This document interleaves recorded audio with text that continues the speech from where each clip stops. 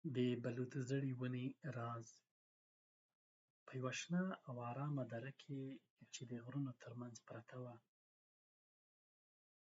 یوه لویه ځنګلي ساحه وه. په دې ځنګل کې ډول ډول ونې وې، د جلغوزیو لویې ونې، د چنار پراخې ونې، د توت خوږې ونې او د بلوط یوه ډېره زړه ونه. د بلوط ونه دومره پخوانۍ وه چې د ځنګل هېڅ حیوان نه پوهېده چې څومره عمر لري. د هغې تنه غټه او پیاوړې وه، ښاخونه یې هرې خواته غځېدلي وو، او په اوړي کې به یې دومره سیوری جوړاوه چې د لسګونو مرغانو، سویانو او کوچنیو ژوو به ترې لاندې ارام کاوه.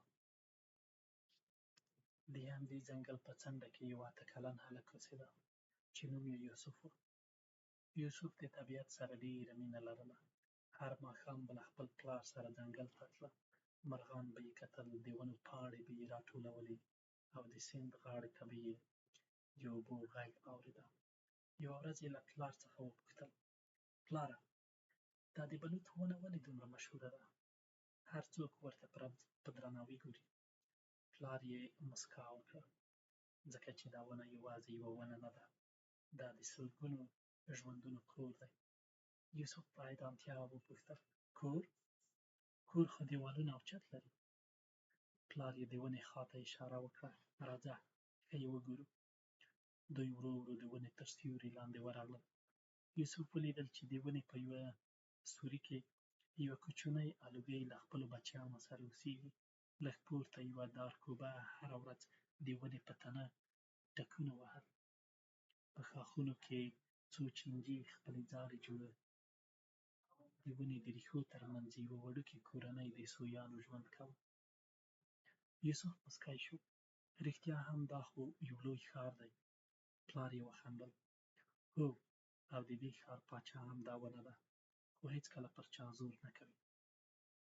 له همغې ورځې وروسته یوسف هره ورځ د بلوط ونې لیدو ته راتله.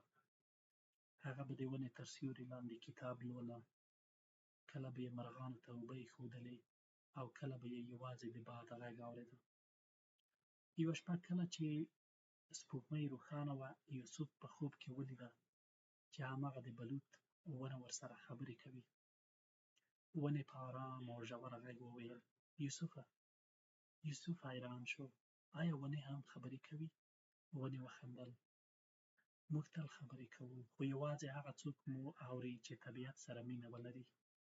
یوسف ورو نږدې شو: ته دومره کلونه څنګه ولاړه یې؟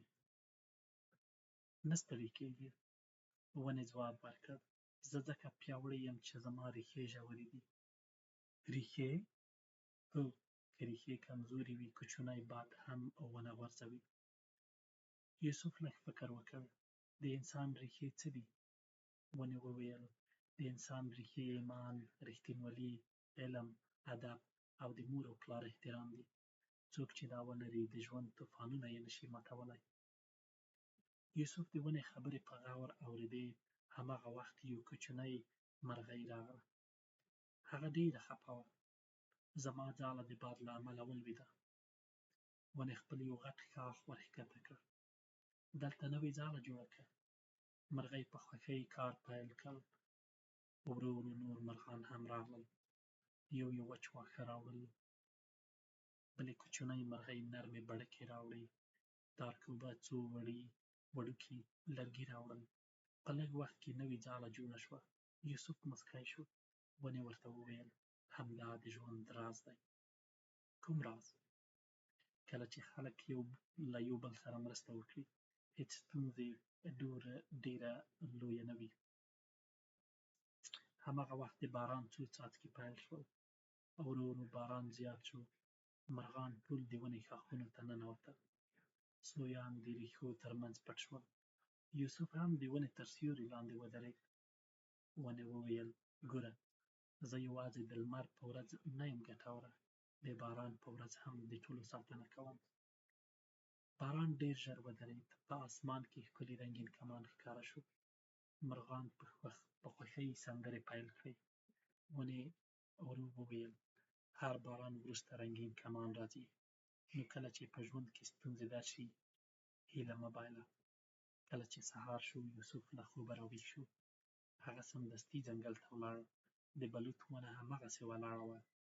یوسف د هغې تنه په مینه ونیوله او ورو یې وویل: مننه زما زړې ملګرې. باد د ونې پاڼې وخوځولې لکه چې ورته وایي هر وخت ښه راغلې. له هغې ورځې وروسته یوسف هر ماشوم ته ویل: ونه یوازې لرګي نه دي، ونه ژوند دی، سیوری دی، هوا ده او د سلګونو ژوو کور دی. کلونه تېر شول. یوسف لوی شو او د چاپېریال ساتنې متخصص شو. هغه زرګونه ونې وکرلې ځکه د ماشومتوب هغه یوه شپه یې هېره نه کړه. هغه شپه چې د بلوط زړې ونې ورته د ژوند تر ټولو لوی راز زده کړی و. یعنې پیاوړي خلک هغه نه دي چې تر ټولو لوړ ولاړ وي. پیاوړي خلک هغه دي چې ژورې ریښې لري، ښه اخلاق او مهربانه زړه ولري. ماشومان چې هره شپه دا کیسې واوري، ښایي سبا یوه ونه وکري، له طبیعت سره مینه وکړي او پوه شي چې د ځمکې ساتنه د هر انسان مسؤلیت ده. د دې کیسې پیغام دا و چې ښه اخلاق، علم، ایمان او مهرباني د انسان ریښې دي. لکه څنګه چې ونه په ژورو ریښو ولاړه وي، انسان هم په ښو ارزښتونو پیاوړی کېږي.